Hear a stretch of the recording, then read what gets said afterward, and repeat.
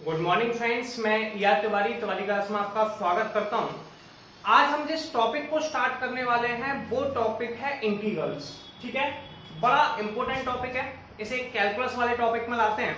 मैं इससे पहले आपको डिफरेंशिएशन करा चुका हूं। डिफरेंशिएशन का जस्ट अपोजिट जो टॉपिक है, यानी कि अपोजिट जो हम पढ़ते हैं उसे हम लोग इंटीग्रल कहते हैं। ठीक है, इसे हम लोग एंटी डेरिवेटिव भी कहते हैं। तो कई बार अगर इंटीग्रल की जगह ऐसे लिखा है एंटी डेरिवेटिव, तब भी आप समझ जाएंगे कि वो इंटीग्रल की बात कर रहा है। देखिए, जो चीज मैंने डिफरेंशियल में पढ़ाई थी उनका जस्ट अपोजिट हम लोग इंटीग्रल में पढ़ने वाले हैं। जैसे कि डिफरेंशियल में आपने एक फॉर्मूला पढ़ा था D upon D x x की पावर एन, ये होता है एन एक्स की पावर एन माइनस वन। ये सबने पढ़ा है। अब सुनिए, सबसे पहला फॉर्मूला है डी अपॉन डी एक्स। सबसे पहले मैं आपको देखिए, यहाँ सबसे इंपोर्टेंट टॉपिक है फॉर्मूले। इंटीग्रल में जिस बंदे ने जितने अच्छे फॉर्मूले याद कर लिए और उसे फॉर्मूले के कॉन्सेप्ट क्लियर है, उसे इंटीग्रल में प्रॉब्लम नहीं आने वाली है। तो डिफरेंशियल ऑफ एक्स की power n plus one upon में एन प्लस वन, ये मैंने आपको समझाने के लिए बता रहा हूँ। अब इसको इसे मैंने सॉल्व करने का प्रयास किया। तो देखिए, ऐसे हम इसे सॉल्व कर रहे हैं। तो सॉल्व कैसे कर रहे हैं, मैंने यहाँ लिखा डिफरेंशिएशन ऑफ x की power n plus one upon में n प्लस वन। इस फॉर्मूले का यूज करते हैं n x की पावर n माइनस वन। तो n प्लस वन नीचे आ गया, तो ये हो जाएगा n प्लस वन x की power n plus one minus one upon में n plus one. n plus one से n प्लस वन कट गया, कितना बचा x की पावर है। तो आंसर आ गया x की पावर है। लेकिन एक प्रॉब्लम क्या है, डिफरेंशियल ऑफ c जीरो होता है, या फिर जिस वैल्यू, देखिए यहां पर लिखा है d ओवर dx, इसका मतलब है x के रिस्पेक्ट में डिफरेंशियल कर रहे हैं। x को छोड़कर बाकी सारी वैल्यू कांस्टेंट है, चाहे वो 1 हो, चाहे 2 हो, चाहे 3 हो, इसलिए कांस्टेंट का डिफरेंशियल 0 है। या फिर मैं इसको ऐसे लिखूं कि x2, तब भी इसका आंसर यही आएगा। यहाँ पर 3 लगा देंगे तब भी आंसर यही आएगा। इसलिए इंटीग्रल जब भी करते हैं तो उस क्वेश्चन में हम लोग क्या करते हैं, c लगा देते हैं। तो आप इसी को जस्ट अपोजिट याद करेंगे कि x की डिफरेंशियल ऑफ x की power n plus one upon n plus one x की पावर n होता है। ऐसे ही ये आपको बड़ा इंपॉर्टेंट फॉर्मूला है इंटीग्रल ऑफ x की पावर n। ठीक है, dx मतलब है x के साथ कर रहे हैं। x के साथ करने का मतलब है x को छोड़कर बाकी सारी वैल्यू कांस्टेंट है। कांस्टेंट का डिफरेंशियल का मतलब होता है कांस्टेंट इंटीग्रल से बाहर आ सकता है। ठीक है, x की कोई भी वैल्यू इंटीग्रल से बाहर नहीं आ सकती है। तो इंटीग्रल ऑफ x की पावर n होता है x की power n plus one upon में n प्लस वन। चाहे मैं कोई सा भी इंटीग्रल कर रहा हूं, उसके साथ आपको कंपलसरी तौर पर कांस्टेंट लगाना है। ठीक है, तो x की power n plus one upon n plus one plus c। ठीक है, जैसे मैंने कहा कि डिफरेंशियल ऑफ x का डिफरेंशियल 1 होता है, ये मैं आपको डिफरेंशिएशन में पढ़ा चुका हूं। x का डिफरेंशियल 1 होता है, मैं आपको डिफरेंशिएशन में पढ़ा चुका हूं। इसका उल्टा करिए तो 1 का इंटीग्रल, अपोजिट में कौन है 1, तो 1 का इंटीग्रल x होता है। कितना होता है, x। तो आप लिख सकते हैं integral of 1 dx x plus C. 1 का इंटीग्रल कितना हो गया, x प्लस सी। ठीक है, तो आपको हमेशा याद रखना, ये देखिए ऐसे कहीं पे इंटीग्रल ऑफ dx है तो उसे x लिखना है। क्या लिखना है, x। इंटीग्रल से डिफरेंशियल कैंसिल आउट होगा, या फिर आप कह सकते हो कि यहाँ पे 1 का मल्टीप्लाई है, तो आप कहेंगे कि इंटीग्रल ऑफ dx x होता है। अगर कोई वैल्यू नहीं दी है तो उसका इंटीग्रल आप लोगों का x आने वाला है। ये आपका बड़ा इंपॉर्टेंट है। जब तक आप फॉर्मूले याद नहीं कर लेंगे तब तक आपको ये टॉपिक सही से समझ में नहीं आएगा। चलिए आगे देखते हैं। ऐसे differentiation of sine x, sine x का डिफरेंशियल cos x होता है। मैं इसलिए दोनों को एक साथ लेके चल रहा हूं क्योंकि हमें जब इंटीग्रल करेंगे तो डिफरेंशिएशन की भी जरूरत पड़ने वाली है। Is that clear? तो डिफरेंशियल ऑफ साइन x कितना होता है, cos x। साइन x का डिफरेंशियल कितना होता है, cos x। क्लियर है आप लोगों को? अब इसका जस्ट अपोजिट, यार इस तरफ तो cos x है, इसलिए cos x का, किसका, cos x का इंटीग्रल sin x हो जाता है। कितना हो जाता है, sin x। तो integral of cos x dx बराबर कितना हो जाएगा आप लोगों का, sin x। तो आप लिखेंगे integral of cos x dx बराबर sin x। कोई भी इंटीग्रेशन का फॉर्मूला है उसमें कंपलसरी तौर पे कांस्टेंट लगने वाला है प्लस के c। ठीक है, क्योंकि हम जानते हैं कि डिफरेंशिएशन ऑफ c 0 के बराबर होता है, इसलिए यहाँ पे 0 तो हर वैल्यू के साथ है प्लस 0, इसलिए हम लोग हर वैल्यू के साथ c जरूर लगाते हैं। ठीक है, क्लियर है? अब हम क्या करने वाले हैं, आगे पढ़ेंगे। ऐसे डिफरेंशियल ऑफ 10x, मैंने कहा था एंटी डेरिवेटिव होता है। इंटीग्रल क्या होता है, एंटी डेरिवेटिव। तो डिफरेंशियल ऑफ 10x कितना होता है, sec square x। Differential of 10x कितना होता है, sec स्क्वायर x। तो 10x का डिफरेंशियल sec स्क्वायर x होता है, हमें याद है। अब जिसका उल्टा करेंगे तो यहाँ पे कौन है, sec स्क्वायर x है, तो sec स्क्वायर x का इंटीग्रल होगा। जी आपको याद कर लेना है कि sec स्क्वायर x का इंटीग्रेशन क्या, sec स्क्वायर x का इंटीग्रल 10x होता है। इंपोर्टेंट फॉर्मूला भैया याद रखने हैं, फॉर्मूले याद नहीं होंगे इंटीग्रल आपको क्लियर नहीं होने वाला है। एक रूल और समझ लीजिए इंटीग्रेशन में, ऐसे आज हम फर्स्ट एक्सरसाइज पढ़ने वाले हैं, तो जब आप सेकंड एक्सरसाइज पढ़ेंगे आपको उससे पहले फर्स्ट एक्सरसाइज को कंप्लीट करना है, क्लियर है। तो integral of sec square x होता है 10x, कितना होता है 10x। अब डिफरेंशियल ऑफ cot x होता है माइनस के cosec स्क्वायर x, ठीक है। अब मान लीजिए किसी ने cosec स्क्वायर x का किया, तो माइनस हम इसको इस तरफ से हटा के यहां लगा सकते हैं आप, तो आप लिख सकते हो डिफरेंशियल ऑफ माइनस के cot x cosec square x। तो ऐसे ही integral of cosec square x, ठीक है। Integral of cosec square x कितना होता है भैया, माइनस के cot x। Integral of cosec square x कितना होता है, माइनस के cot x। क्लियर है, कोई समस्या है, प्रॉब्लम तो नहीं है। चलिए इसके आगे चलते हैं। Differential of sec x tan x, differentiation of sec x, तो sec x का डिफरेंशियल होता है sec x tan x। इसका just opposite sec x tan x का इंटीग्रल कर रहे हैं, तो sec x integral of sec x tan x, integral of sec x tan x equal to sec x। आपको एक बार बताया जा रहा है, याद कर लेने, तभी आपका काम होने वाला है। ऐसे इंटीग्रल ऑफ, ऐसे differential of cosec x equal to minus के cosec x cot x, तो आप इस माइनस को आप इस तरफ लगा सकते हैं, तो आप लिख सकते हैं डिफरेंशियल ऑफ माइनस के cosec x बराबर cosec x cot x। तो integral of cosec x cot x बराबर हो जाएगा माइनस के cosec x प्लस के c, ठीक है। Differential of sine inverse x, sine inverse x का डिफरेंशियल होता है 1 अपॉन अंडर में 1 माइनस एक्स स्क्वायर। जब तक फॉर्मूले क्लियर नहीं होंगे तब तक आप इसमें कुछ नहीं कर सकते। इसका जस्ट अपोजिट कौन है, 1 अपॉन अंडर में 1 माइनस एक्स स्क्वायर, तो 1 अपॉन अंडर में 1 माइनस एक्स स्क्वायर। इसका इंटीग्रल कितना होता है, साइन इनवर्स x। सारे इंटीग्रल के साथ c लगाना है। सबसे पहले मैं आपको फॉर्मूले कराने वाला हूं, फॉर्मूलों के बाद आप लोगों को मैं क्या कराऊंगा, इसके न्यूमेरिकल, ठीक है, कॉन्सेप्ट किस तरीके से वर्क करते हैं। और एक काम और करना, अगर आपने वीडियो को लाइक नहीं किया है तो लाइक करना है, पसंद आता है तो सिर्फ, ठीक है, शेयर भी करना है, ठीक है। चलिए हम लोग कुछ और फॉर्मूले समझते हैं। मैंने जैसा कि आपको पहले एक्सप्लेन कर चुका हूं कि इंटीग्रल जो है वो आप लोगों का डिफरेंशियल का अपोजिट होता है, यानी कि एंटी डेरिवेटिव होता है। तो हम एंटी डेरिवेटिव को क्या कहते हैं, इंटीग्रेशन, ठीक है। ऐसे मैंने कहा डिफरेंशियल ऑफ cos x, ठीक है, या फिर हम ऐसा भी कह सकते हैं कि डिफरेंशियल के रिवर्स को इंटीग्रेशन कहते हैं, ठीक है। अब हम इस पर डिस्कशन तो बहुत कर सकते हैं, थ्योरेटिकल बात कर सकते हैं, लेकिन जरूरत नहीं है इतनी भी, नॉर्मली समझते हैं। जैसे डिफरेंशियल ऑफ cos x है, माइनस के sin x होता है। तो आप एक चीज समझिए कि अभी मेरी बात थोड़ा सा ध्यान से देखेंगे। देखिए डिफरेंशिएशन की प्रॉपर्टी पे ध्यान देंगे। ये डिफरेंशिएशन किससे स्टार्ट हुआ, c से। आंसर किस में आया, माइनस में, ठीक है। ये डिफरेंशिएशन किससे स्टार्ट हुआ, c से। आंसर किस में आया, माइनस में, ठीक है। ये डिफरेंशियल किससे स्टार्ट हुआ, c से। आंसर काय में आया, माइनस में।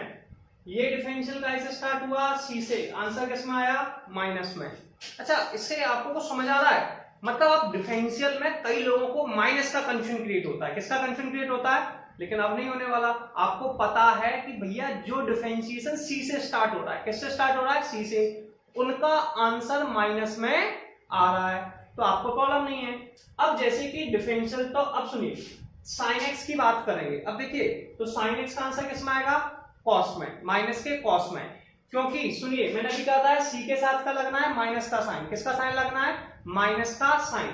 अब ऐसे ही मैंने कहा differential of cos inverse x होता है माइनस के 1 अपॉन अंडर में 1 माइनस एक्स स्क्वायर, ठीक है। या फिर तो आप इसे उल्टा लिख सकते हैं, माइनस के 1 अपॉन अंडर में 1 माइनस एक्स स्क्वायर को cos इनवर्स x। अगर कहीं पर आगे माइनस का साइन लगा हुआ है तो आप उसे cos में लिख सकते हैं। मैंने बोला जिसके साथ माइनस लगाया वही cos बनेगा, क्या बनेगा, c में आएगा। याद है, अभी थोड़ी देर पहले ये तो समझा रहा था कि cos में c के साथ में माइनस का साइन, तो जिसके साथ माइनस का साइन आएगा, कई लोग से ऐसे भी याद रखते हैं साइन में अगर माइनस लगा है इसलिए कॉस में आ रहा है, सी में आ रहा है, तो आप कंफ्यूजन नहीं करेंगे। इसलिए आपको कई बार लोगों को कंफ्यूजन होता है साइन का प्लस में होगा कि माइनस में, तो आप समझ सकते हैं कि साइन का इंटीग्रल माइनस के cos x होता है, या माइनस का साइन लगा है। अब इस माइनस के साइन को ऐसा हमें पता है 1/√में 1 माइनस एक्स स्क्वायर दो के फॉर्मूले बनते हैं। अगर ये प्लस में है, किसमें है, प्लस में है, तो ये बन जाएगा साइन इनवर्स एक्स का, किसका बन जाएगा, साइन इनवर्स एक्स का, और माइनस में बन जाएगा कॉस इनवर्स एक्स का। ठीक है, ये दोनों फॉर्मूले साइन का भी बन सकता है, कॉस का भी बन सकता है। प्लस में है साइन का, माइनस में कॉस का, सिंपल है। और मैं अभी समझा चुका हूँ, सी में तो माइनस लगता था डिफरेंशिएशन में, बताया मैंने, सी में क्या लगता था, माइनस का साइन, इसलिए यहाँ पे सी वाले में माइनस लगाते हैं। इतना तो याद कर सकते हैं लोग, ठीक है ना। ऐसे मैंने कहा differential of tan inverse x 1/1 plus x square, तो आपको याद रखना ये वाला 1/√में 1 माइनस एक्स स्क्वायर, अगर आप माइनस के साथ हैं तो cos इनवर्स x लगा दें, और प्लस के साथ हैं तो sin इनवर्स x लगा दें। ठीक है, differential of tan inverse x ये होता है integral of 1/1 plus x square. ठीक है, कितना होता है differential of tan inverse x 1/1 plus x square. इसका जस्ट अपोजिट किया 1/1 plus x square, 1/1 plus x square, ये हमारा डिफरेंशियल होता है tan इनवर्स x का, किसका होता है, tan इनवर्स x का। क्लियर है। ऐसे ही differential of cot inverse x है, क्या है, डिफरेंशियल ऑफ cot इनवर्स। यार ये तो c से स्टार्ट हो रहा है, किससे स्टार्ट हो रहा है, c से। मैंने अभी आपसे बोला था कि जो वैल्यू c से स्टार्ट होंगे उनमें माइनस का साइन लगता है यार, ये बात तो आपको समझ आ चुकी होगी ना, कि जो वैल्यू c से, ये कंफ्यूजन होता है बहुत से लोगों को होता है, लेकिन हमें नहीं होने वाला है। हमें पता है जो वैल्यू c से स्टार्ट होंगी, छोटी छोटी बातें हैं, और ये बड़ी ट्रिक काम करने वाली है। ये चीजें हम पहले नहीं पढ़ चुके हैं, पहले हम क्या करते थे, याद करते थे, याद नहीं करना, थोड़ी चीजें ट्रिक भी बनानी है कि भैया ऐसा क्या दोनों में डिफरेंस है। तो cot इनवर्स x का हो जाएगा माइनस के 1/1 प्लस एक्स स्क्वायर। ठीक है, differential of sec inverse x, तो ऐसे ही बेटा माइनस मैंने बताया था, अगर इसमें माइनस का साइन लगा, माइनस के 1/1 प्लस एक्स स्क्वायर लिखा है, तो इसे कॉट में लिख दीजिए। ठीक है, किसमें लिख दीजिए, कॉट में, या फिर माइनस के साइन को बाहर ले लीजिए, माइनस के tan इनवर्स x लिख दीजिए, दो ऑप्शन है। तो अगर माइनस लगा है तो हम उसमें रेफरेंस देते हैं कॉट को, मैंने कहा था c के साथ माइनस, c के साथ माइनस। ठीक है, अब differential of sec inverse x होता है भैया 1/x अंडर में x स्क्वायर माइनस 1, इसका जस्ट अपोजिट। देखिए यहाँ पे कई लोग क्या करते हैं, यहाँ पर मॉड लगा होता है, क्या लगा होता है, मॉड। x हमेशा पॉजिटिव होता है, क्या होता है, x always be positive, x always be greater than 0। लेकिन एक अच्छी बात बताता हूँ मैं आप लोगों को कि देखिए आपको 12th क्लास में, अभी हम लोग स्टडी किसके बारे में करने वाले हैं, 12th क्लास में, और 12th क्लास के अंदर ऐसी कंडीशनल अप्रोच बहुत कम आती है। ठीक है ना, तो मैं ज्यादा परेशान नहीं होना, तो आप इसे ऐसे भी याद कर सकते हैं, फिर डायरेक्ट x कह सकते हैं, और अपने को पता है x ऑलवेज भी ग्रेटर देन 0। ठीक है, 13 1/x अंडर में x स्क्वायर माइनस के 1 dx, भैया ये होता है sec inverse x, just opposite है इसका, इसे जस्ट उल्टा लिख दिया। और differential of cosec inverse x, cos में c लगा है और c के साथ तो माइनस आता है, तो इसी फॉर्मूले माइनस लगा देंगे, माइनस के 1/x अंडर में x स्क्वायर माइनस 1। अगर इस फॉर्मूले में माइनस लगा है, क्या लगा है, इंटीग्रल ऑफ माइनस के 1/x अंडर में x स्क्वायर माइनस के 1, तो ये आपका बन जाएगा कोसेक इनवर्स x का, किसका बन जाएगा, कोसेक इनवर्स x का। ये सबसे आसान फॉर्मूला है, इसमें डिफरेंशियल भी e की पावर x का, e की पावर x होता है, इंटीग्रल भी वही होता है, तो डिफरेंशियल ऑफ e की पावर x, e की पावर x, और इंटीग्रल ऑफ e की पावर x, e की पावर x, आपको ज्यादा टेंशन नहीं पालनी। ठीक है, अब डिफरेंशियल ऑफ log x या log mod x भी कह सकते हैं, मैंने कहा था log में x की वैल्यू नेगेटिव नहीं होती है, तो log mod x, differential of log x होता है 1/x, कितना होता है, 1/x, इसीलिए 1/x का इंटीग्रल करेंगे, उल्टा करते हैं, मैंने बताया था ना रिवर्स प्रोसेस है, यानी कि 1/x का उल्टा कर दिया भैया, 1/x का इंटीग्रल कितना हो जाएगा, log x। ऐसे ही डिफरेंशियल ऑफ a की power x upon log a, ये हमें डिफरेंशियल पढ़ रहे हैं, तो a की पावर x होता है, a की पावर x का इंटीग्रल a की power x upon log a होता है। ठीक है, एक चीज याद रखना, इंटीग्रल में मैक्सिमम वैल्यू डिवाइड में जाने वाली होती है, किसमें जाती है, डिवाइड में। ठीक है, अब मैं कुछ और समझाने का प्रयास करता हूं, जैसे कि मेरे पास एक इंटीग्रल लिखा है, आपके पास sin 2x, इसके दो ऑप्शंस होते हैं, पहला ऑप्शन है सब्स्टिट्यूशंस मेथड, तो अभी मैंने आपको पढ़ाया नहीं है तो आप इसका परेशान नहीं होंगे। अगर आपको sin 2x का इंटीग्रल करना है, अब sin 2 यार s से स्टार्ट हो रहा है, इसका आंसर cos में आएगा, किस में आएगा, cos में, तो cos 2x हो गया। तो कॉस के साथ काय का साइन लगता है, माइनस का। बताया था कि नहीं, ये सुनो भाई, सीसीआर बताया था माइनस आता है, तो जिसका आंसर कॉस में आ रहा है तो माइनस लग जाएगा। क्लियर है।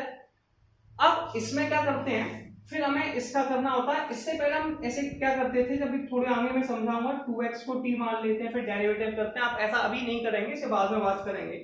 यहाँ के लिए ट्रिक ये है कि इसके बाद जो भी वैल्यू x के साथ कोफिशिएंट है, x का कोफिशिएंट का मतलब होता है जो वैल्यू x के साथ मल्टीप्लाई में, किसके साथ मल्टीप्लाई में, x के साथ मल्टीप्लाई में, उसका डिवाइड दे देंगे। क्या दे देंगे, डिवाइड। तो x के साथ मल्टीप्लाई में कौन है भैया, 2 है, तो 2 का डिवाइड दे दीजिए, तो आंसर हो जाएगा cos 2x अपॉन में 2। और हमें पता है इंटीग्रल में हमेशा कांस्टेंट लगाते हैं। चलिए और एग्जांपल देखते हैं, जैसे कि मैंने कहा cos 3x है, ठीक है, तो आप कहेंगे यार cos 3x है, तो पहले आप cos का इंटीग्रल कर लेंगे। cos का इंटीग्रल कितना होता है भैया, बताइए जरा, sin 3x कितना होता है, sin 3x। क्लियर है। cos का आंसर साइन में आ रहा है, माइनस cos में आता है तो माइनस में आता है ना। अब इसमें जो वैल्यू x के साथ मल्टीप्लाई, मैंने भी आपको समझाया था, x के साथ जो वैल्यू मल्टीप्लाई में, इसे कहते हैं कोफिशिएंट ऑफ x। क्या कहते हैं, coefficient of x। Easy trick क्या है इसमें कि जो भी x का कोफिशिएंट है, मैं आपको आगे लेट करके भी बताऊंगा, सब्स्टिट्यूट करके कैसे करते हैं, तो अभी थोड़ी ट्रिक वाइज लेके चलिए। तो जो भी वैल्यू आपकी x के साथ मल्टीप्लाई में, x के साथ मल्टीप्लाई में कौन है, 3, तो आप लोगों को 3 का डिवाइड दे देना है, ठीक है ना। ये प्रोसेस हम डिफरेंशियल में मल्टीप्लाई करते थे और इंटीग्रल में डिवाइड दे देते हैं, ठीक है। तो 3 का डिवाइड दे दीजिए, प्लस के c, आसान है। ऐसे हम फॉर्मूले भी याद कर लेते हैं कई बार, ऐसे sin ax का फॉर्मूला ये याद कर लेते हैं, ऐसे कईयों को नहीं समझना है। तो मैंने कहा sin का आ जाएगा माइनस के cos ax, फिर जो x के साथ मल्टीप्लाई में कौन है, a, इसको डिवाइड दे दिया a, ये फॉर्मूला बन गया। ऐसे ही e की पावर ax में याद कर लेते हैं, एक दो फॉर्मूले और देखेंगे, e की पावर ax dx। तो सबसे पहले आपको समझदार है, आपको पता है e की पावर ax का इंटीग्रल e की पावर ax होता है, तो आप यहाँ लिख देंगे e की पावर ax, ठीक है। अब जो वैल्यू ax में a के साथ मल्टीप्लाई में, किसके साथ मल्टीप्लाई में, a के, उसका डिवाइड दे देते हैं, मतलब सॉरी x के साथ मल्टीप्लाई में, बाय मिस्टेक x के साथ जो मल्टीप्लाई में उसका डिवाइड दे देते हैं। हर जगह नहीं, ये हम साइन में कॉस में स्टेप से ले लेते हैं, तो इजी हो जाता है, तो ये बन गया आंसर। तो इस तरीके से हमने पहले लेवल के फॉर्मूले किए हुए हैं। मैं इसके आगे नेक्स्ट एक्सरसाइज कराऊंगा, फिर से फॉर्मूले कराऊंगा, जिसमें आपको पुराने फॉर्मूलों को भी देखना है, नए वालों को भी करना है। एक मैं अलग से सीट बनाऊंगा जिसमें सारे फॉर्मूलों को ट्रिक वाइज एक्सप्लेन करेंगे, लेकिन अभी हम लोग न्यूमेरिकल कर रहे हैं, एक्सरसाइज स्टार्ट करने वाले हैं, तो अब हम एक्सरसाइज को स्टार्ट करेंगे, ठीक है। जल्दी से फॉर्मूले हम लोग एक्सरसाइज स्टार्ट करते हैं। एक्सरसाइज में क्या लिखा हुआ है, exercise 7.1 find and anti derivative. मैंने आपसे कहा था कि अगर कहीं पे ये वर्ड लिखा हुआ है एंटी डेरिवेटिव, इसका मतलब है यार इंटीग्रल भी है, ये क्या है, इंटीग्रल। तो एंटी डेरिवेटिव और इंटीग्रल दोनों एक ही वर्ड होते हैं, ठीक है। Of the following bye inspection method. देखिए कभी भी एक बात बता दूं मैं आपको, इंटीग्रेशन में ऐसा वर्ड लिख के नहीं आता कि इंस्पेक्शन से कीजिए, इससे कीजिए, वो सिंपल सा पूछते हैं इसका इंटीग्रल करके दिखाइए, तब भी मैं आपको बता दूंगा इंस्पेक्शन से कैसे करते हैं। देखिए मैंने भी आपको एक छोटी सी ट्रिक बताई, क्या बताई कि भैया सबसे पहले आपको साइन का इंटीग्रेशन करना है, साइन 2x का। साइन का इंटीग्रल होता है कॉस, और कॉस में लगता है माइनस का साइन, क्योंकि माइनस है, c के साथ क्या था, माइनस, तो cos 2x हो गया। फिर मैंने आपको इसकी ट्रिक बताई कि जो भी वैल्यू x के साथ मल्टीप्लाई में है, जो भी वैल्यू किसके साथ है, x के साथ मल्टीप्लाई में, x के साथ मल्टीप्लाई में कौन है, इसे कहते हैं कोफिशिएंट ऑफ x, उसका डिवाइड दे दो, तो अपॉन में 2, ठीक है, प्लस के c, आंसर हो गया। ये हमें सबको पता है। अब इसे इंस्पेक्शन से अगर किसी को करना हो तो कैसे करेगा, देखिए कुछ मत करे, प्लस के सी सारे उसमें लिखा हुआ है, तो मैं नहीं लिख रहा हूं, आप गुस्सा मत होइए, ठीक है। आप कुछ मत कीजिए, जो आंसर आता है इसे लिख लीजिए। तो आप लिख दीजिए डिफरेंशिएशन ऑफ माइनस के cos 2x अपॉन में 2। अब इसे डिफरेंशिएट करना है, क्या करना है, डिफरेंशिएशन। तो 1/2 बाहर आ गया, तो माइनस के 1/2 डिफरेंशियल ऑफ cos 2x, ठीक है। इसकी जांच भी कर लेते हैं। सबसे पहले cos का डिफरेंशिएशन करने वाले हैं। cos का डिफरेंशियल हो जाता है, सबको पता है cos का डिफरेंशियल माइनस के sin 2x, हमें डिफरेंशियल पहले से आता है। फिर हम cos को, मैंने बताया था डिफरेंशियल के रूल छुपा छुपा के करते हैं, छुपा छुपा के कैसे करता है, सबसे पहले डिफरेंशियल कॉस का करेंगे, कॉस का डिफरेंशियल माइनस के साइन 2x, अब कॉस को छुपा देंगे, अब क्या बचा 2x, 2x का डिफरेंशियल 2 आ गया। अब आप क्या देख रहे हैं, 2 से 2 कट जाएगा, साइन से साइन, तो cos 2x आ गया। ठीक है, इसलिए जब इसका आंसर डिफरेंशियल किया तो sin 2x आ गया, तो sin 2x का इंटीग्रल करने पर ये आ जाएगा और ये आपका इंस्पेक्शन हो गया। क्या हो गया, इंस्पेक्शन। कोई प्रॉब्लम तो नहीं है, समझ में आ गया। आपके लिए सिंपल सी ट्रिक है, आप यहाँ पे हमेशा कांस्टेंट लगाएंगे, ये मैं पहले भी बता चुका हूं, मैंने मिटा दिया था कि हर इंटीग्रल के साथ कांस्टेंट लगा रहता है। क्लियर है। अब हम लोग नेक्स्ट न्यूमेरिकल को समझते हैं। नेक्स्ट न्यूमेरिकल में बहुत आसान सा तरीका से cos 3x लिखा हुआ है। तो सबसे पहले एक चीज और आप आदत में डालिए, वो क्या है, यहाँ पे फॉर्मूले लिखने की। क्या लिखने की, फॉर्मूले। जैसे कि आपने को यहाँ पर बार बार लिखना है भैया sin x का इंटीग्रल माइनस के cos x होता है, ये आप बार बार लिखने वाले हैं। क्यों लिखने वाले हैं, जैसे आप फॉर्मूलों को बार बार लिखते हैं ना, एक तो कॉपी में अपन 12th प्रिपेयर कर रहे हैं तो वहां आपको लिखने में बहुत आसानी होती है, दूसरा आपको फॉर्मूले भी याद हो जाएंगे। ठीक है, तो दोनों चीजों को क्लियर करना है। अब आप करेंगे cos 3x का, तो आपको पता होना चाहिए यार cos x का इंटीग्रल कितना होता है। cos x का इंटीग्रल मैंने भी आपको लिखाया था sin x होता है, तो इसी तरीके से cos 3x का इंटीग्रल कितना हो जाएगा, cos 3x का इंटीग्रल हो जाएगा cos 3x का sin 3x। कितना हो जाएगा भैया, sin 3x। फिर मैंने आपको ट्रिक बताई कि जो भी वैल्यू x के साथ मल्टीप्लाई में, सिंपल cos साइन के अंदर, तो उसका आप डिवाइड दे दीजिए। जो भी वैल्यू x के साथ मल्टीप्लाई में, इसे कहते हैं कोफिशिएंट ऑफ x, उसका डिवाइड दे दीजिए, तो 3 प्लस के c। अब इसको इंस्पेक्शन करके देख लेते हैं। इंस्पेक्शन में क्या करना होता है भैया, इस वैल्यू का डिफरेंशियल कर दिया करें। क्या कर दिया करें, इस वैल्यू का डिफरेंशिएशन कर दिया करें। तो आप यहाँ लिख देंगे differentiation of sin 3x upon में 3। ठीक है, और मैं पहले भी क्लियर कर चुका हूं भैया, इंस्पेक्शन क्वेश्चनों में लिख के नहीं आता, केवल इंटीग्रल करना सीखना है, ना कि इंस्पेक्शन। तब भी ट्रिक समझ लेते हैं, इसमें लिखा हुआ है तो 1/3 को आप बाहर ले लीजिए, डिफरेंशिएशन ऑफ sin 3x बचा, कितना बचा, sin 3x। आपको डिफरेंशियल करना है, बस इसके लिए आपको डिफरेंशिएशन के फॉर्मूले याद होने चाहिए। मैं भी थोड़ी देर पहले बता भी चुका हूं और आपको पहले भी डिफरेंशियल की वीडियोज में करा चुका हूं कि डिफरेंशियल के फॉर्मूले कैसे लगाते हैं। सबसे पहले साइन का डिफरेंशियल करना है। मैंने कहा था ना, डिफरेंशियल करते समय लेकिन छुपा छुपा कर करते हैं। कैसे करते हैं, छुपा छुपा कर। सबसे पहले साइन का करना है। किसका करना है बाबू, साइन का। तो sin 3x का डिफरेंशियल cos 3x हो गया। अब साइन को छुपा लो, मैंने जो गोल्डन का लगाया इसका था छुपा लो। ठीक है, अब 3x का, इसे चेन रूल कहते हैं। इसे क्या कहते हैं, चेन रूल। मैं छुपा छुपा के कहता हूं। फिर 3x का डिफरेंशियल करो। किसका करो, 3x का। 3x का डिफरेंशियल 3 हो गया, या 3 से 3 कट जाएगा, cos 3x आ जाएगा। देखो डिफरेंशियल करने पर cos 3x आ रहा है कि नहीं। तो ये आपका इंस्पेक्शन हो गया। जैसे मैंने थर्ड क्वेश्चन लिया, इसमें लिखा हुआ है e की पावर 3x। कितना लिखा हुआ है, e की पावर 3x। तो e की पावर 3x का इंटीग्रल e की पावर 3x, यस और नो। फिर मैंने आपको ट्रिक क्या बताई थी, जो वैल्यू x के साथ मल्टीप्लाई में है इसे हम लोग कहते हैं कोफिशिएंट ऑफ x। जो वैल्यू x के साथ मल्टीप्लाई में है इसे कोफिशिएंट ऑफ x कहते हैं, उसे डिवाइड दे दीजिए। तो 3 का डिवाइड हो गया, आंसर आ गया। ठीक है ना, ये तो ट्रिक है सिंपल सी, मैं आपको पहले भी समझा चुका हूं, तो आप परेशान तो नहीं होने वाले हैं। अब सुनिए, ऐसे मेरे पास अब इंस्पेक्शन करना है तो मैं इसको डिफरेंशियल करने वाला हूं। तो मैं किसका डिफरेंशियल करने वाला हूं, e की पावर 3x अपॉन 3 का डिफरेंशियल करने वाला हूं। 1/3 को मैं कॉमन ले लूंगा। आप गुस्सा तो नहीं होंगे अगर मैं 1/3 को कॉमन ले रहा हूं, क्योंकि अपन जानते हैं डिफरेंशियल में x को छोड़कर बाकी सारी वैल्यू कांस्टेंट है। 1/3 तो कांस्टेंट है, कांस्टेंट d ओवर dx से बाहर आ सकती है, तो इसे लिख सकते हैं 1/3 d ओवर dx e की पावर 3x। अब हम लोग चेन रूल अप्लाई करेंगे। क्या लगाएंगे, चेन रूल अप्लाई करेंगे। इसे मैंने कहा था कि हम करते हैं लेकिन छुपा छुपा कर करते हैं। कैसे करते हैं, सबसे पहले e की पावर 3x का डिफरेंशियल करना है। किसका करना है, e की पावर 3x का। कैसे करते हैं यार, तुमको पता है e की पावर 3x का डिफरेंशियल e की पावर 3x होता है। अब e को छुपा लीजिए, अब क्या बचा 3x। और देखिए इंटीग्रल में डिवाइड चला था इस वैल्यू का, डिफरेंशियल में x के साथ जो वैल्यू मल्टीप्लाई में है उसका मल्टीप्लाई हो जाता है। क्या हो जाता है, मल्टीप्लाई। तो फिर 3x का डिफरेंशियल करो, 3x का डिफरेंशियल 3 आ गया। दोनों को कैंसिल आउट करके बढ़िया आंसर आ गया।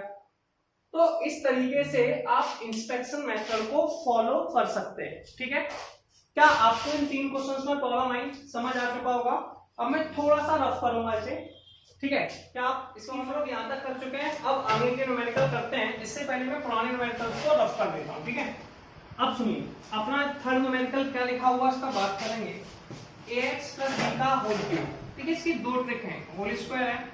अभी इन्होंने डायरेक्टली बोला है तो मैं क्या करता हूँ, देखिए यहाँ पे केवल x के साथ एक वैल्यू है, बाकी कुछ नहीं है।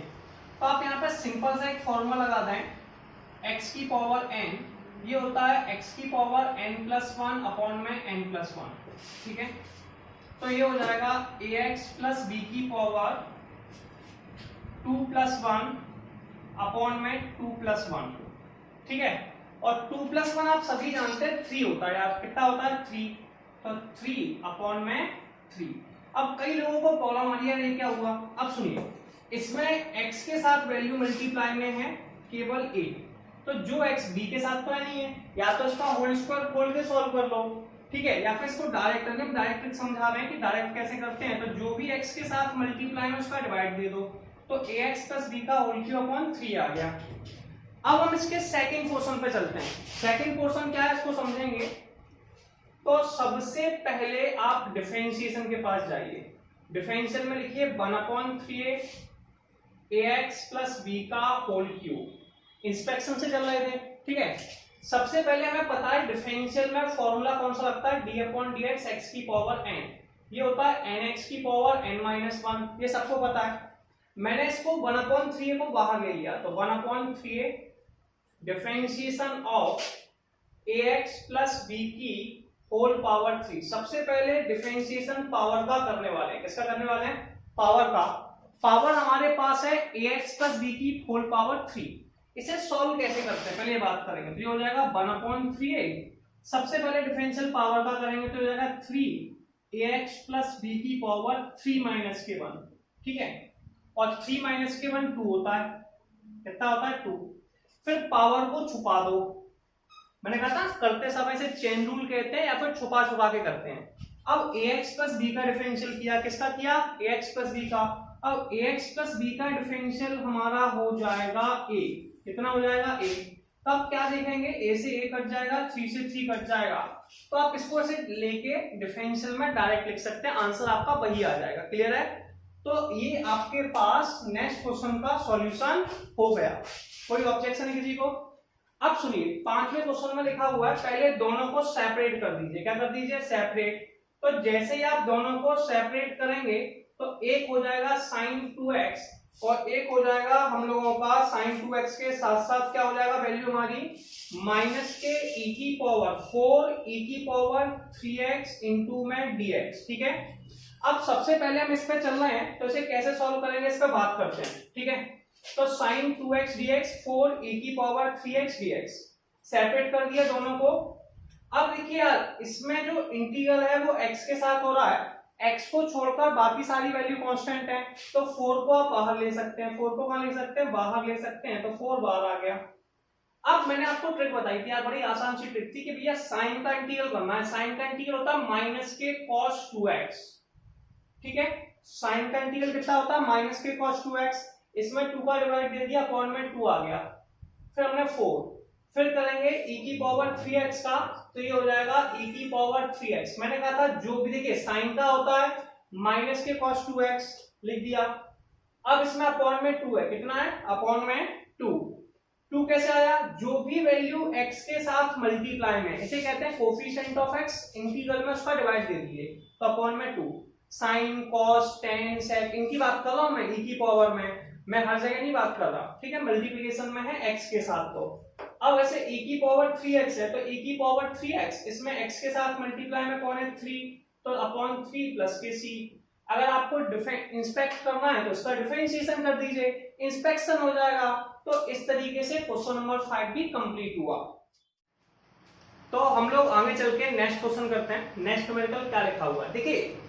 सबसे पहले एक चीज समझ लीजिए कि इंटीग्रल ऑफ dx में जो इंटीग्रल होता है वो x के साथ होता है, x को छोड़कर बाकी वैल्यू कांस्टेंट होती है। अब इसमें देखिए हम ट्रिक कैसे लगाते हैं। सबसे पहले हम क्या करेंगे, इस इंटीग्रल को दोनों तरफ लगाएंगे। इंटीग्रल ऑफ 4 ई की पावर 3x dx प्लस के इंटीग्रल ऑफ 1 dx। क्लियर है? अब हमें ज्यादा परेशान नहीं होना है। देखिए जो भी वैल्यू x के साथ हैं उन्हें हम कांस्टेंट ट्रीट करते हैं। क्या करते हैं? कांस्टेंट। तो लिख देंगे 4 इंटीग्रल ऑफ e की power 3x dx plus integral of 1 dx। Objection है किसी को? सबसे पहले e की पावर का इंटीग्रल करेंगे तो ये हो जाएगा इंटीग्रल ऑफ e की power ax, integral of e की पावर ax dx। e की पावर ax का हो जाएगा e की पावर ax अपॉन में a। मैंने भी आपको बताया था इसमें तो क्या फॉर्मूला ट्रिक क्या थी, सबसे पहले e की पावर का इंटीग्रल करेंगे। e की पावर का इंटीग्रल e की पावर x ही होता है, तो ये हो जाएगा 4 e की पावर 3x। फिर मैंने आपको इसकी ट्रिक बताई थी कि जो वैल्यू आपके पास x के साथ मल्टीप्लाई में, किसके साथ मल्टीप्लाई में, x, तो x के साथ मल्टीप्लाई में 3, उसका डिवाइड दे दो। अब इंटीग्रल के फॉर्मूलों में मैं याद करा चुका हूं कि इंटीग्रल ऑफ 1 dx x होता है। 1 का इंटीग्रल कितना होता है? x, क्योंकि हमने बताया था डिफरेंशियल x का 1 होता है तो 1 का इंटीग्रल x होता है। तो इंटीग्रल ऑफ 1 dx x के बराबर होता है, ये आपको याद कर लेना है। ठीक है, तो यहाँ पे आ गया आपका x प्लस के, और कांस्टेंट तो हमारे किसी के साथ लगाते ही हैं, तो ये हमारा क्वेश्चन नंबर 6 सॉल्व हो गया। ठीक है, इसमें कोई प्रॉब्लम नहीं है, फॉर्मूला लिख ही चुके हैं। अब हम चलते हैं 7th के पास। 7th में क्या करेंगे? सबसे पहले x स्क्वायर है, इसका मल्टीप्लाई पहले 1 में करेंगे, फिर इसका मल्टीप्लाई इसमें करेंगे, क्योंकि अभी मैंने आपको दोनों में मल्टीप्लाई रूल नहीं पढ़ाया हुआ है। ठीक है, तो पहले आप मल्टीप्लाई करना है, फिर आगे करने वाले हैं। तो जैसे ही मैंने x स्क्वायर का मल्टीप्लाई 1 में किया, x स्क्वायर आ गया, x स्क्वायर का 1 अपॉन x स्क्वायर में किया, माइनस के 1 और ये dx आ गया। ऑब्जेक्शन है? सबसे पहले हम लोग क्या करेंगे, इसे डिफरेंट अलग अलग करके लिखना है। ऐसा कोई जरूरी नहीं कि बार बार लिखना है, अभी आप नए हैं तो आपको भी थोड़ी सी प्रैक्टिस कर लेनी चाहिए। अब यहाँ पे कुछ फॉर्मूले आप फॉलो करने वाले हैं। फॉर्मूले क्या है, मैं साइड से लिखता चलूंगा। इंटीग्रल ऑफ x की पावर n dx। जो भी कोई क्वेश्चन x की पावर में है उसमें इंटीग्रल ऑफ x की पावर n लगने वाला है। ठीक है, तो x की पावर n का इंटीग्रल होता है x की पावर n प्लस 1 अपॉन में n प्लस 1। डाउट तो नहीं है? x की पावर n का इंटीग्रल कितना होता है? x की पावर n प्लस 1 अपॉन में n प्लस 1। ऐसे हम x स्क्वायर का इंटीग्रल करेंगे। किसका करेंगे? x स्क्वायर का। तो x स्क्वायर का इंटीग्रल हो जाएगा 2 प्लस 1 अपॉन में 2 प्लस 1। ठीक है, अब 1 का इंटीग्रल, यार ये तो मैं अभी आपको थोड़ी देर पहले याद करा था कि भैया 1 का इंटीग्रल x होता है, या तो सिर्फ 1 इंटीग्रल ऑफ 1 dx लिख लो या फिर इंटीग्रल ऑफ dx लिख लो, x के बराबर होता है। तो 1 का इंटीग्रल हो गया x, कांस्टेंट हम लगाते ही हैं। 2 प्लस 1 3 होता है, तो x की पावर 3 अपॉन 3 माइनस के x प्लस के c, और ये आपका आंसर हो गया। ठीक है, क्लियर है? अब हम चलेंगे 8th क्वेश्चन के पास। मैं यहाँ साइड से सॉल्व कर दूंगा, बुरा तो नहीं मानेंगे। ठीक है, सबसे पहले 8th क्वेश्चन में हमें क्या करेंगे, जो इंटीग्रल है इसका मल्टीप्लाई तीनों वैल्यू में हुआ, तो इसे लिखेंगे integral of ax square dx plus, मैं 8th क्वेश्चन को कर रहा हूं भैया, integral of bx dx plus integral of c dx। अब इसको a को आप कॉमन ले लीजिए। क्या ले लीजिए? a को कॉमन ले लीजिए, तो a x square dx, b को भी इसमें से कॉमन ले लीजिए, b x dx प्लस के c dx। ठीक है, अब x स्क्वायर के लिए भी मैंने थोड़ी देर पहले ही आपको बताया था, फॉर्मूला लगता है, फॉर्मूला है x की पावर n प्लस 1, और यहाँ पे सॉल्व करके भी दिखाया मैंने। तो x की पावर 2 का इंटीग्रल करने वाले हैं, इसको यहाँ लिख देंगे। तो आप यहाँ पे क्या लिखने वाले हैं, x की पावर 2 प्लस 1 अपॉन में 2 प्लस 1। ठीक है, प्लस के b, यहाँ पे x की पावर 1 है, इसमें भी x की पावर n का फॉर्मूला लग जाएगा। x की पावर n का फॉर्मूला होता है n प्लस 1 अपॉन में n प्लस 1। तो x की पावर 1 प्लस 1 अपॉन में 1 plus 1 plus c, integral of dx, भी ये तो x होता है, प्लस के d। कांस्टेंट तो आपको हर क्वेश्चन में लगाना ही लगाना है। x की पावर 3 अपॉन 3, b x की पावर 2 अपॉन 2 प्लस के c x प्लस के d। तो ये आपका क्वेश्चन नंबर 8 का आंसर हो गया। जल्दी से आप स्क्रीनशॉट। चलिए हम लोग नेक्स्ट क्वेश्चन करते हैं। क्वेश्चन नंबर 8 तक हम कर चुके हैं, 9 से स्टार्ट करते हैं। क्या लिखा हुआ है? सबसे पहले लिखा हुआ है integral of 2x square plus e की पावर x dx। सबसे पहले से क्या लिखेंगे, 2x स्क्वायर dx प्लस के इंटीग्रल ऑफ e की पावर x dx। सबसे पहला टारगेट क्या हुआ उस पर बात करते हैं। देखिए इसमें 2 कांस्टेंट है, बाहर ले लो तो 2, ये आ गया एक्स स्क्वायर dx प्लस के e की पावर x। अगर कोई भी क्वेश्चन जो x की पावर में है, किसमें भैया x की पावर में, उसमें हमेशा फॉर्मूला लगाते हैं इंटीग्रल ऑफ x की पावर n dx। ये फॉर्मूला होता है x की पावर n+1 अपॉन में n+1। Is that clear? तो सबसे पहले हम लोग x की पावर 2 का इंटीग्रल करने वाले हैं। किसका करने वाले हैं? x की पावर 2 का। तो x की पावर 2 का इंटीग्रल कितना हो जाएगा? x की पावर 2+1 अपॉन में 2+1। ठीक है, फिर करेंगे हम लोग e की पावर x का इंटीग्रल, जो होता है e की पावर x प्लस के c। मैंने कहा था हर इंटीग्रल के साथ कांस्टेंट लगा देना। सबको पता है e की पावर x का इंटीग्रल e की पावर x होता है, तो ये हो जाएगा 2x की पावर 3/3 प्लस के e की पावर x प्लस के c। और मुझे लगता है कि आपको क्वेश्चन नंबर 9 समझ में आ गया होगा। ठीक है, अगर आ गया है तो लाइक करके बताना है। क्लियर? अब हम लोग अगले क्वेश्चन पे चलने वाले हैं। यार इसमें होल स्क्वायर लगा हुआ है। क्या लगा हुआ है? Whole square. और मैंने तो यार होल स्क्वायर का कोई फॉर्मूला ही नहीं पढ़ाया। पढ़ाया क्या कभी? अभी तक मैंने होल स्क्वायर का कोई भी फॉर्मूला आपको नहीं पढ़ाया है इंटीग्रल के अंदर। लेकिन हमने ये फॉर्मूला पढ़ रखा है a माइनस बी का होल स्क्वायर। शायद कईयों को याद भी होगा, a स्क्वायर माइनस के 2ab प्लस के बी स्क्वायर। याद है कि नहीं आप लोगों को? ठीक है, ये फॉर्मूला हमने पढ़ा हुआ है। क्लियर है? a की वैल्यू है √x और b की वैल्यू है 1/√x। तो इसे हम लोग क्या लिख सकते हैं? √x का होल स्क्वायर माइनस के 2 इंटू में √x इंटू में 1/√x प्लस के 1/√x का होल स्क्वायर। ये हमारे पास फॉर्मूला है। ठीक है, अब हम सबको पता है स्क्वायर से रूट कैंसिल हो जाता है, तो ये हमारे पास बचेगा इंटीग्रल ऑफ x। √x से √x कैंसिल आ गए, माइनस के 2 प्लस के 1/x dx। अब इसे इंटीग्रल को तीनों के साथ ले लो, तो लिख सकते हैं integral of x dx minus integral of, ऐसे लिख सकते हैं माइनस के integral of 2 dx plus integral of 1/x dx। ठीक है, 2 यहाँ पर कांस्टेंट है, इसे बाहर लिख सकते हैं, तो 2 को लिख सकते हैं 2 इंटू में 1। एक ही बात है, कोई फर्क नहीं पड़ता। जो भी कांस्टेंट है 3 है, 1 का इंटीग्रल x होता है, 2 का इंटीग्रल 2x हो जाएगा, 3 का इंटीग्रल 3x हो जाएगा, 5 का इंटीग्रल 5x हो जाएगा। x का इंटीग्रल करना है, इसके लिए हमें फॉलो करना पड़ेगा इंटीग्रल ऑफ x की पावर n का फॉर्मूला। x की पावर n का फॉर्मूला होता है x की पावर n+1 अपॉन में n+1। तो x की पावर n+1 अपॉन में n+1। अब n की जगह देखिए पावर में कौन है 1, तो ये आ जाएगा 1+1 अपॉन में 1+1 माइनस के 2। 1 का इंटीग्रल x होता है तो 2x हो गया, और 1/x का इंटीग्रल सबको पता है log x होता है, तो log mod x लिख सकते हैं प्लस के c। 1+1 2 होता है। ठीक है, सबको पता है, तो मैंने इसको डायरेक्ट 2 लिख दिया। इस तरीके से क्वेश्चन नंबर 10 कंप्लीट हो गया। Is that clear? तो आपने 9th का स्क्रीनशॉट ले लिया होगा, यस और नो? हेलो, 9th लीजिए। ठीक है, चलिए 9th को रफ कर दूं। अब हम लोग 11th क्वेश्चन को करने वाले हैं। बड़ा आसान सा क्वेश्चन है, आपको परेशान नहीं होना है।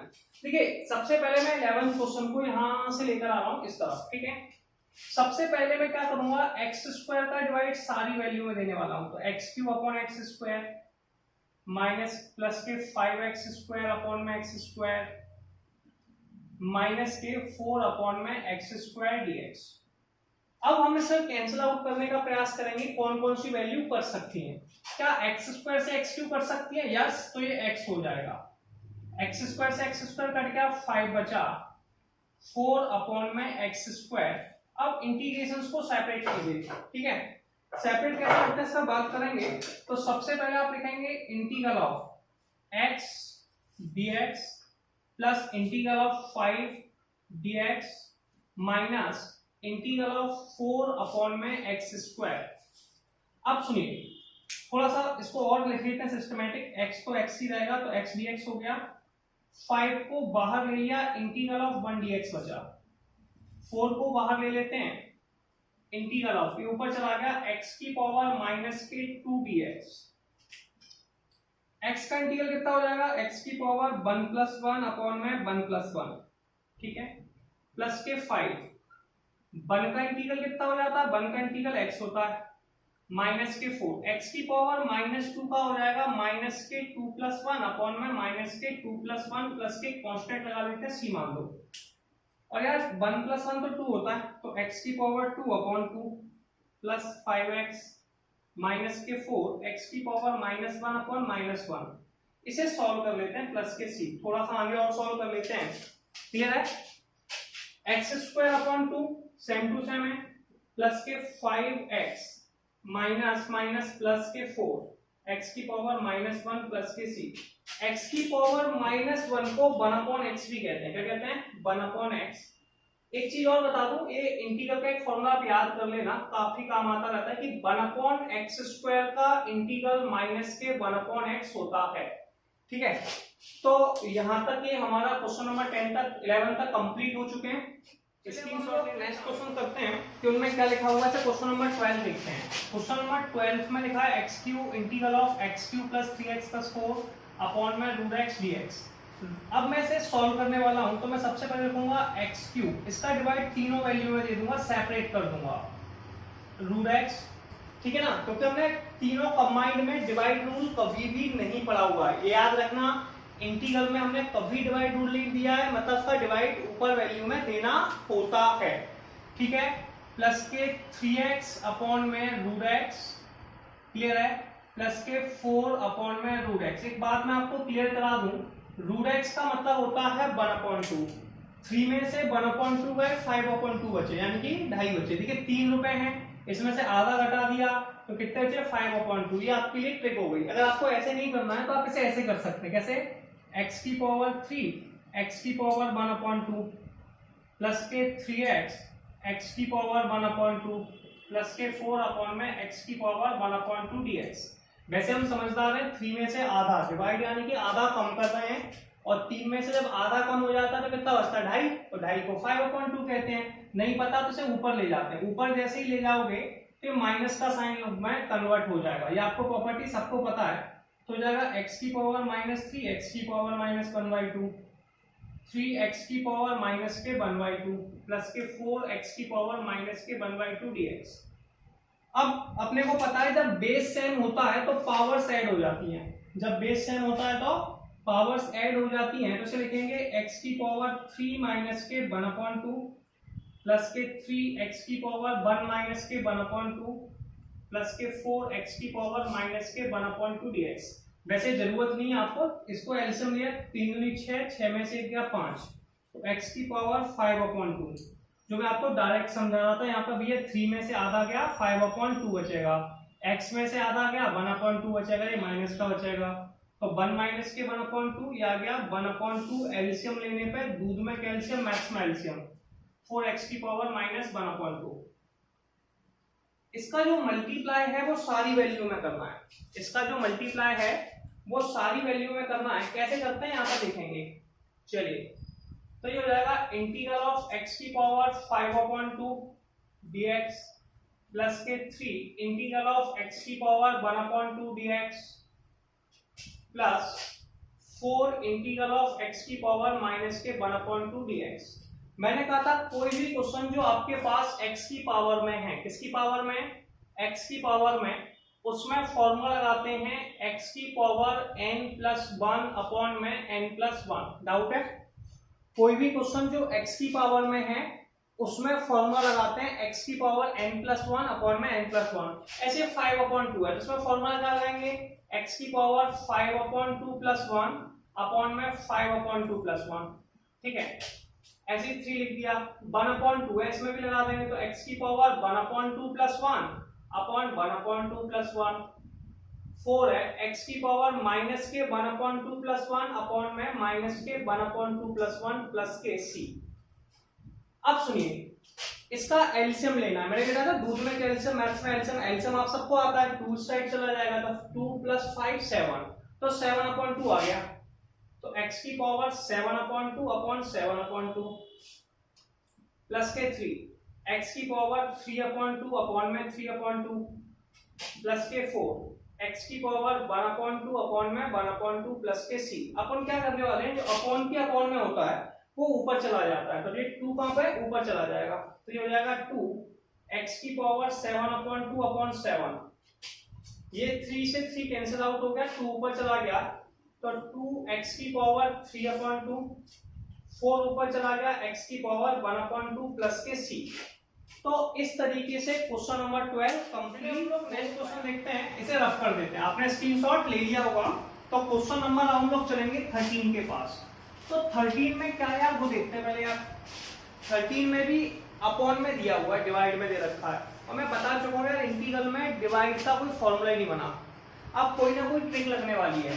तो देखो इन दोनों में से क्या कॉमन आ सकता है, आप थोड़ा ध्यान से सोचेंगे। दोनों वैल्यू में से x² कॉमन आ सकता है, तो ये बचा x - 1, इसमें से 1 कॉमन ले लीजिए, तो +1 x - के 1 अपॉन में x - के 1। ठीक है, इसे सॉल्व करते हैं। अब x - 1 इसके पास भी है, इसके पास भी है, तो हम दोनों में से फिर से x - 1 कॉमन ले लेंगे, तो बचेगा x - 1 इंटू में x² प्लस के 1 अपॉन x - के 1 dx। x - 1 से x - 1 कट गया, बचा क्या, x² प्लस के 1 dx। इसे सेपरेट करें, x² dx प्लस के 1 dx। सबसे पहले x² का इंटीग्रल करना है। x² का इंटीग्रल हम लोग इंटीग्रल ऑफ x की पावर n से करेंगे। x की पावर n का फॉर्मूला होता है n+1 अपॉन में n+1, तो ये हो जाएगा x की पावर 2+1 अपॉन में 2+1। 1 का इंटीग्रल सबको पता है यार, इंटीग्रल ऑफ 1 dx यार x होता है, तो हम यहाँ लिख देंगे प्लस के x प्लस के c। 2+1 को 3 लिख देते हैं, बोला तो मानेंगे नहीं आप लोग, आपको पता है 2+1 3 होता है। तो ये आपका आंसर हो गया, और क्वेश्चन नंबर कौन सा कंप्लीट हो गया, 13। अब हम लोग चलेंगे क्वेश्चन नंबर 14 के पास। किसके पास चलेंगे, 14 के पास। आसान है, देखिए मैंने अभी आपको मल्टीप्लाई रूल नहीं बताया है, तो मैं सिर्फ थोड़ा सा सिस्टमेटिक लिखूंगा। 1 माइनस के x, इसको लिख सकते हैं x की पावर 1/2। ठीक है, अब ये 1/2 है, इसका मल्टीप्लाई पहले 1 में करो, फिर इसका मल्टीप्लाई x में कर दीजिए। ठीक है, तो आप इसे लिखेंगे 1 में मल्टीप्लाई करने पर x की पावर 1/2 x इंटू x की पावर 1/2 dx। चलिए यहाँ पे पावर 1 है, दोनों को ऐड कर दें, तो ये हो जाएगा इंटीग्रल ऑफ x की पावर 1/2 माइनस 1 प्लस के 1/2 dx। अब दूध में कैल्शियम, मैथ्स में एल्शियम, इसका एल्शियम ले लेते हैं, तो इंटीग्रल ऑफ x की पावर 1/2 x की पावर 3/2 dx।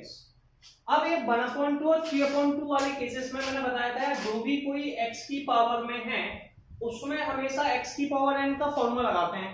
तो इंटीग्रल ऑफ x की पावर n dx क्या होता है, x की पावर n+1 अपॉन में n+1। ठीक है, यहाँ पर लिखा हुआ है 1/2, दोनों को सेपरेट करो तो लिख सकते हैं 1/2 + 1 अपॉन में 1/2 + 1, फिर माइनस का साइन। ऐसे x की पावर 3/2 है, तो लिख सकते हैं 3/2 + 1 अपॉन में 3/2 प्लस के 1। मैं यार हमेशा कह रहा हूं इंटीग्रल में कांस्टेंट तो हर वैल्यू के साथ लगा देते हैं। अब मैंने आपको एक सिस्टम समझाया कि दूध में कैल्शियम और मैथ्स में एल्शियम, इसका एल्शियम लेना है। 1/2 + 1 कितना होता है, ये होगा x की पावर 3/2 अपॉन में 3/2, x की पावर 5/2 अपॉन में 5/2 प्लस के c।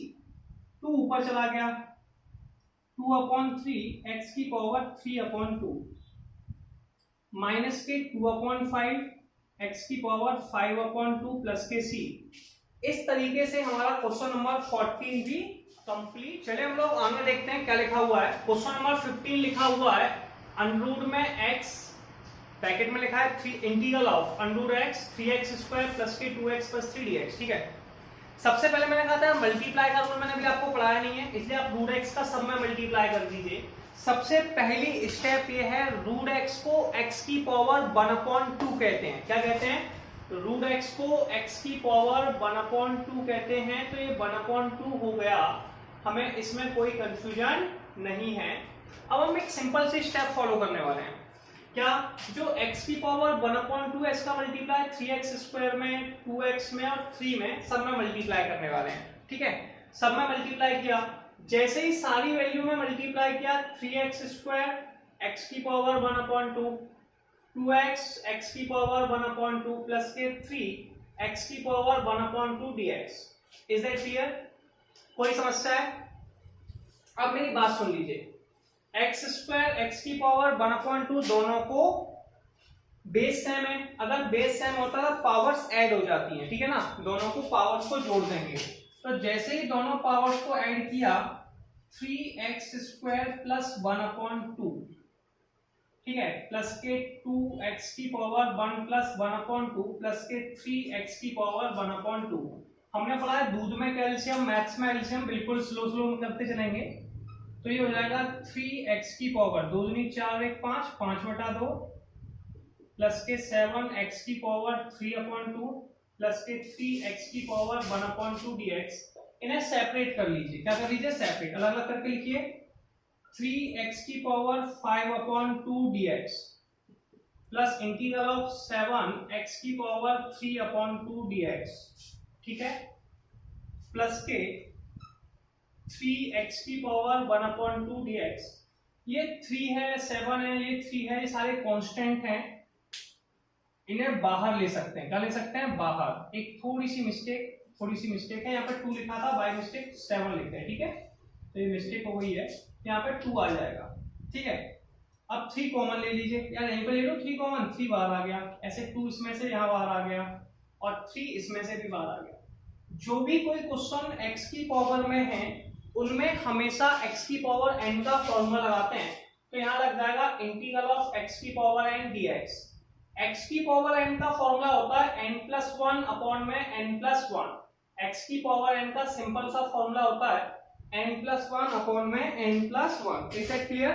अब सुनिए, ऐसे यहाँ पे x की पावर 5/2 है, तो 5/2 प्लस 1 अपॉन 5/2 प्लस के 1 प्लस के 2, x की पावर 3/2 प्लस 1 अपॉन 3/2 प्लस के 1 प्लस के 3, x की power 1/2 plus 1 upon 1/2 plus 1 plus के कांस्टेंट लगा देते, कोई भी लगा दो c। अब इसका अपन ने पढ़ा था दूध में कैल्शियम, मैथ्स में एल्शियम, इसका एल्शियम ले लो यार, तो x की पावर 7/2 अपॉन में 7/2 2, x की पावर 5/2 अपॉन में 5/2 एल्शियम आ गया 3, x की पावर 3/2 अपॉन में 3/2 प्लस के c। डाउट तो नहीं है? 2 ऊपर चला जाएगा, 2 का चला गया ऊपर, और जैसे ही 2 ऊपर जाएगा वैल्यू क्या बचेगी भैया, 6/7 x की पावर 7/2।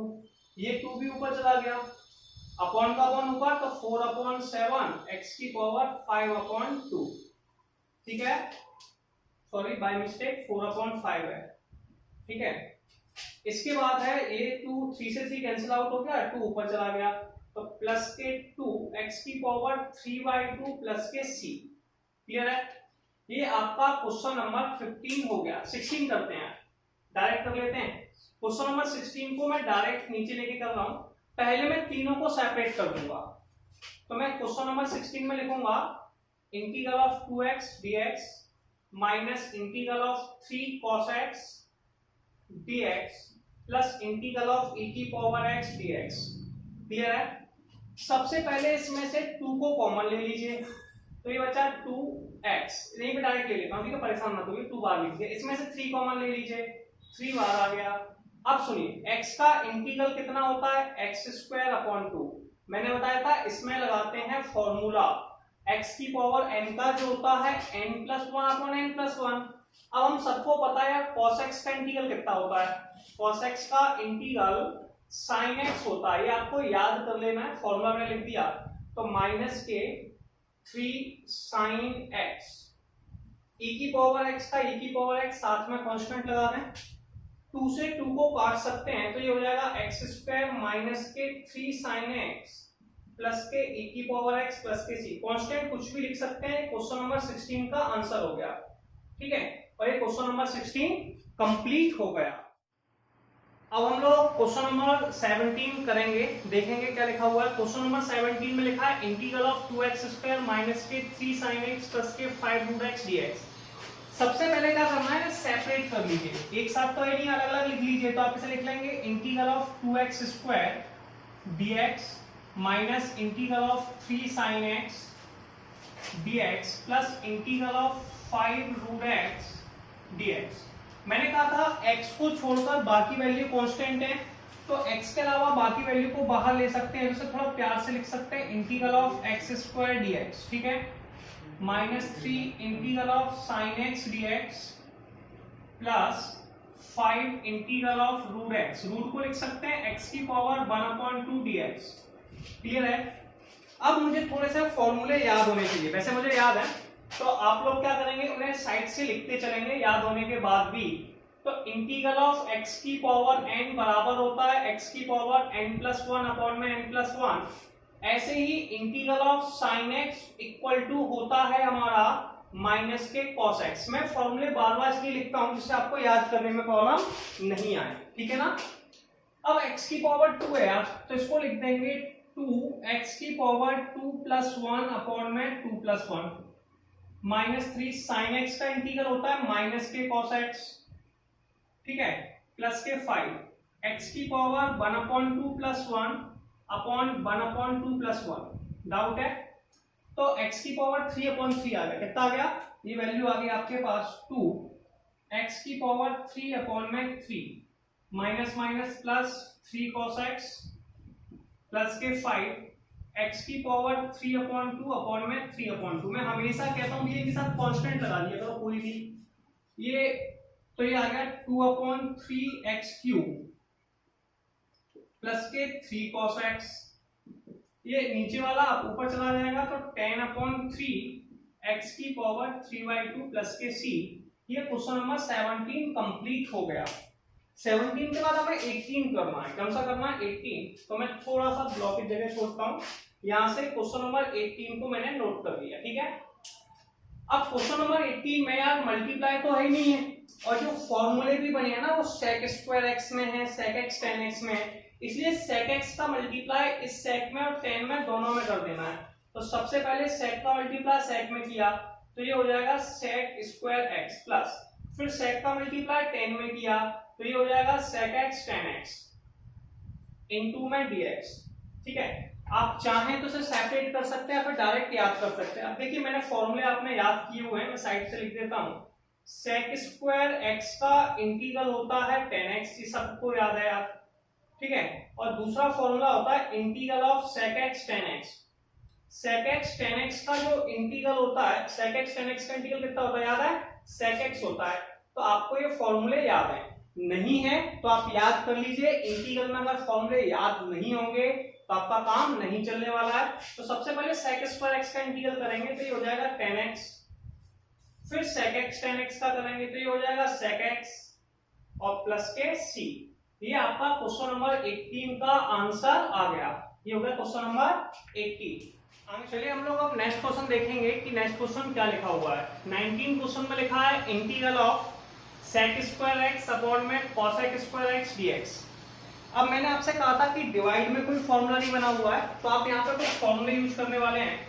जैसे कि sec स्क्वायर x है, sec x का फॉर्मूला होता है 1/cos x, ठीक है। ऐसे ही sec स्क्वायर x को हम लोग लिख सकते हैं 1/cos स्क्वायर x, क्या लिख सकते हैं sec स्क्वायर x बराबर 1/cos स्क्वायर x।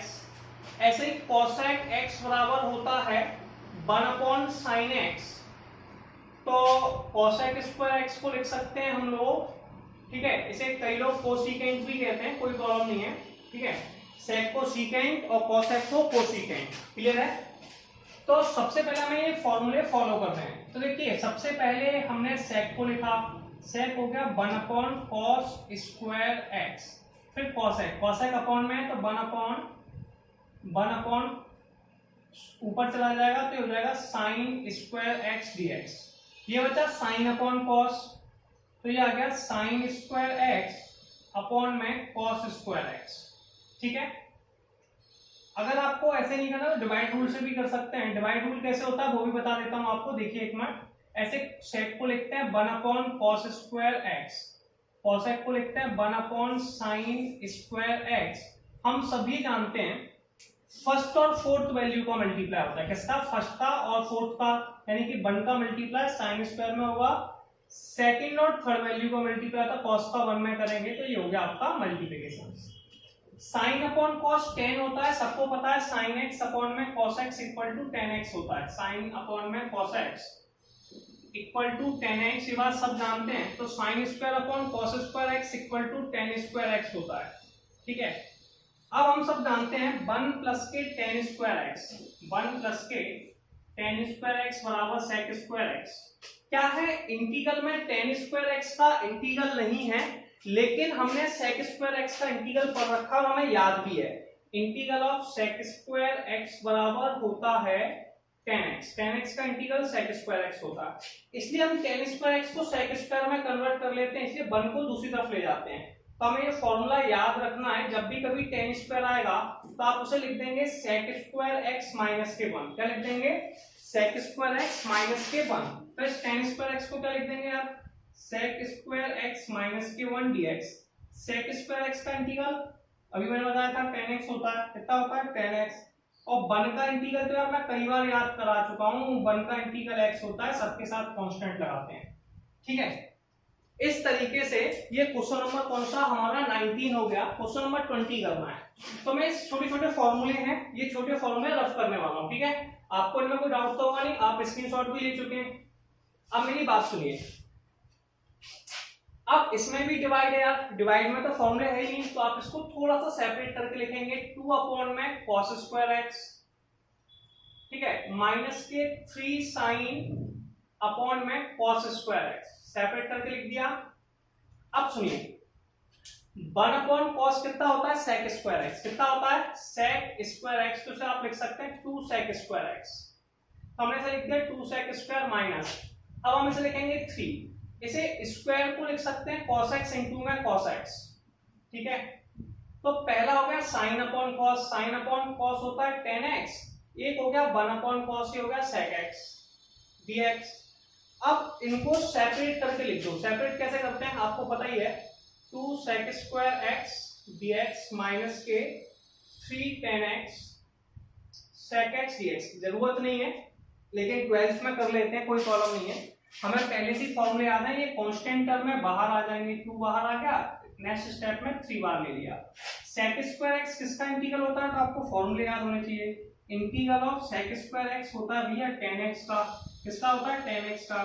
और integral of sec x 10x किसका होता है, integral of sec x 10x होता है हमारा sec x का।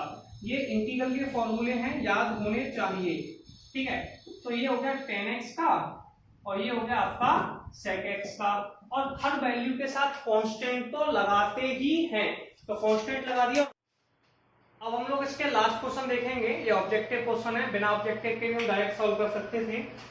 पहले क्वेश्चन पढ़ते हैं, क्या लिखा है, the anti derivative, anti derivative मतलब इंटीग्रल की बात कर रहा है, root x plus 1 upon root x equal. तो हम सबसे पहले क्वेश्चन नंबर 21 को समझेंगे। Integral of root x plus 1 upon root x के बारे में पूछता है, ठीक है। सबसे पहले हम रूट में क्या करते हैं, रूट का मतलब होता है पावर 1/2, तो x की पावर 1/2 और ये भी x की पावर 1/2। ये वैल्यू आपकी ऊपर चली गई, तो जैसे ऊपर गई ये बचा x की पावर माइनस के 1/2, सही है। अब हमें कभी भी x की पावर में है उसमें x की पावर n लगाना होता है, फॉर्मूला होता है x की पावर n+1 अपॉन में n+1। अब 1/2 को सॉल्व करना है तो क्या हो जाएगा, 1/2 + 1 अपॉन में 1/2 प्लस के 1 प्लस x की पावर 1/2 + 1 माइनस के 1/2 + 1। 1/2 + 1 कितना होता है, 1/2 + 1 होता है x की पावर 3/2, कितना होता है 3/2 अपॉन में 3/2। 1/2 एलसीएम ले लो तो ये हो जाएगा, एलसीएम लेने पे x की पावर 1/2 आता है ना, 2 इस तरफ चला गया, 2 में से माइनस बन गया 1/2 अपॉन में 1/2 प्लस के c, नीचे वाली वैल्यू ऊपर चली जाएगी तो 2/3 x की पावर 3/2 2x की पावर 1/2 प्लस c। अब आप देख लीजिए कौन सा आंसर मैच कर रहा है, 2/3 2 शायद कलकत्ता मैच कर रहा है इससे, 2/3 x की पावर 3/2 सॉल्व हो गया। अब सुनिए, अब हम चलेंगे क्वेश्चन नंबर 22 के पास। क्वेश्चन नंबर 22 में क्या लिखा हुआ है, differential of fx equal to 4x³ minus के 3x की पावर 4 fx का मान निकालने की बोल रहा है।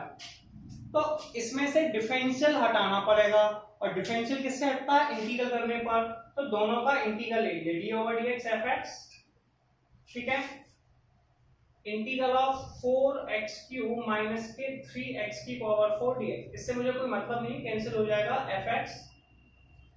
सबसे पहले 4x³ का इंटीग्रल किया, x की पावर 3 + 1 अपॉन में 3 + 1 माइनस 3, ये ऊपर चला जाएगा तो x की पावर माइनस के 4 + 1 अपॉन में माइनस के 4 + 1। इसे सॉल्व करके आंसर आ जाएगा, प्लस के c को लगाते ही सब में fx की वैल्यू आ गई 4x की पावर 4/4 माइनस के 3x की पावर -3/-3 + c। क्लियर है? अब सुनिए, 4 से 4 कैंसिल आउट हो जाएगा और 3 से 3 कैंसिल आउट हो जाएगा। Is that clear?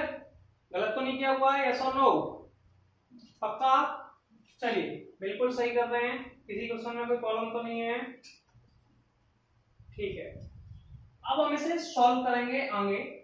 तो आगे कैसे सॉल्व करते हैं इसका बात करेंगे। अब इसे थोड़ा रफ कर देता हूं 21 वाले क्वेश्चन को। तो 21 को रफ करने के बाद अब सुनिए, अगर कहीं एक कंडीशन दी है कि भैया f2 = 0 है, कितना है, f2 = 0 है, इसका मतलब होता है कि हमें उस क्वेश्चन में c की वैल्यू फाइंड आउट करनी होती है। क्या होती है?